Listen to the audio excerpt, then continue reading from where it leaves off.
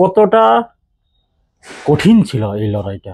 আর basically কোনো without any lawyer Prosenjit Chakraborty কোর্টে পুরো কেসটা লড়লো ইন পার্সন লড়লো। তো এটা নিয়ে ডিটেলিং একটু জানতে চাই। অ্যাকচুয়ালি কি হয়, এই যে মামলাটা, এই মামলাটা অনেকেই বলেন, অনেক এক্সপার্টরাই বলেন, আমাকে বিভিন্ন সময় বলেছেন। রিসেন্টলি হায়দ্রাবাদেও আমি ইনভাইটেড ছিলাম এই জন্যই মূলত।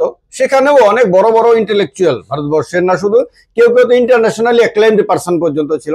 সবার বক্তব্য হলো যে ব্যতিক্রমী ঘটনা এবং এত বেশি ইন্সপিরেশনাল, মোটিভেশনাল যে এটা সারা পৃথিবীতে মানুষের জানা দরকার এবং আগামী দিনে যত দিন যাবে এই জিনিসটা স্প্রেড হতে থাকবে। প্রত্যেকের বক্তব্য। কারণ কি, শুধু একজন ব্যক্তি, একজন নাগরিক মানে আইনজীবী ছাড়া নিজেই আদালতে দাঁড়িয়ে লড়াই করেছে শুধু কি এই কারণেই? No, not for that. এরকম তো আরো অনেক ঘটনা থাকবে যেখানে নাগরিক উইদাউট অ্যাডভোকেট লড়াই করেছে। এই মামলাটা স্পেশালিটিকে আমি একটা একটা করে বলি। প্রথমত হলো মাতাং সিং এর বিরুদ্ধে লড়াই। মাতাং সিং ছিলেন দেশের কেন্দ্রীয় মন্ত্রী। যখন মামলা হয় তখন তিনি পূর্ব কেন্দ্রীয় মন্ত্রী, মানে প্রাক্তন কেন্দ্রীয় মন্ত্রী।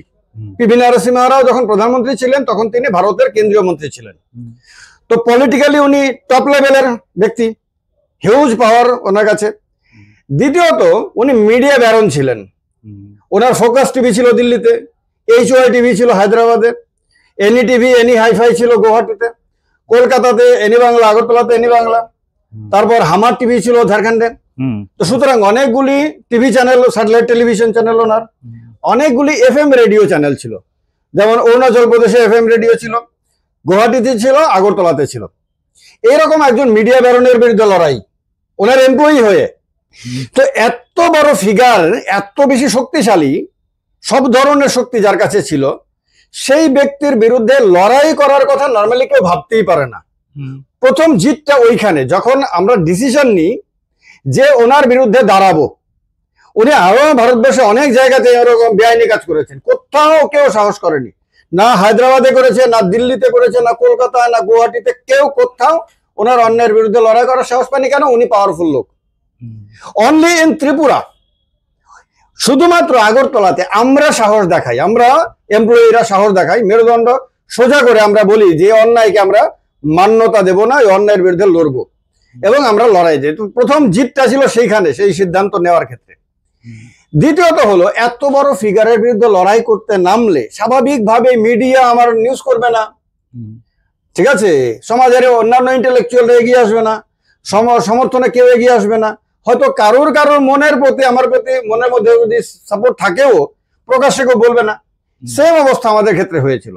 কিছু লোকাল স্থানীয় যে টিভি চ্যানেলগুলো ছিল, এইগুলো আমাদের মাঝে মাঝে মানে অলমোস্ট রেগুলারলি তারা নিউজ করেছে, কিন্তু অনেক নিউজ পেপার নিউজ করেনি, অনেক বড় বড় মিডিয়া গুলো নিউজ করেনি। তারা বলে দিয়েছে, একটা মিডিয়া হাউসের যিনি সুপ্রিমো, তিনি আমাকে নিজে বলেছেন যে প্রসেনজিৎ, তোমার প্রতি আমার পূর্ণ সমর্থন রয়েছে, কিন্তু আনফরচুনেট তোমাদের মিডিয়ারই কিছু লোক এসে আমাদেরকে বলে দিয়েছে যে আমরা নিউজ না করি।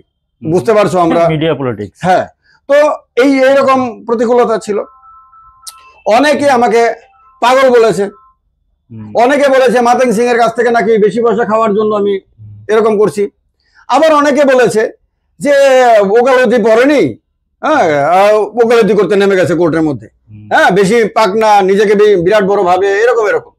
তো এই সমস্ত কিছু যখন আমাদের কানে আসে, আমরা তো হিউম্যান বিং, তো আমাদের মোটিভেশন নষ্ট হয়, মানে নর্মালি মানুষের মোটিভেশন নষ্ট হয়, মনের মধ্যে হতাশা জাগে, নিরাশা জাগে, এবং মনে হয় আমিও হতে পারবো না, আদতেই বোধ হয় আমি এরকম। নর্মালি সমাজের 100 জনের মধ্যে 99 জনের মধ্যে এই জিনিসটা হয়।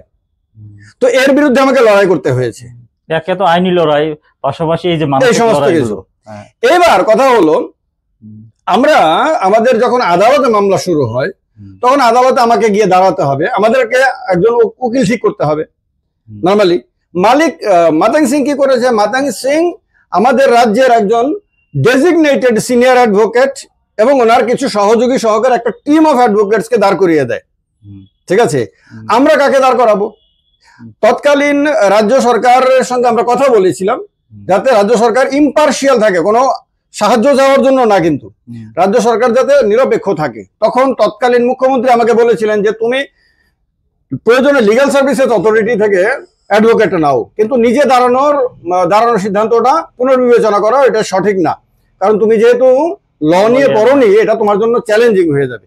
একজন গার্জিয়ানের মতন নিয়ে কথাটা বলেছিলেন, বলতেই পারেন, বলাটাই স্বাভাবিক।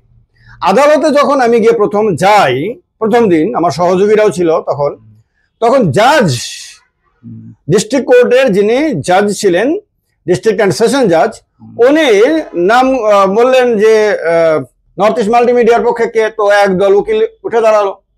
যখন বললাম প্রসেনজিৎ চক্রবর্তীর পক্ষে কে, তখন আমি নিজে উঠে দাঁড়ালাম। উনি জিজ্ঞেস করলেন যে তোমার উকিল কে? আমি বললাম যে স্যার আমার কোনো উকিল নেই, আমি নিজে দাঁড়াবো। তো উনি বললেন যে না, এভাবে তো হবে না, তোমার কি ল ডিগ্রি আছে? আমি বললাম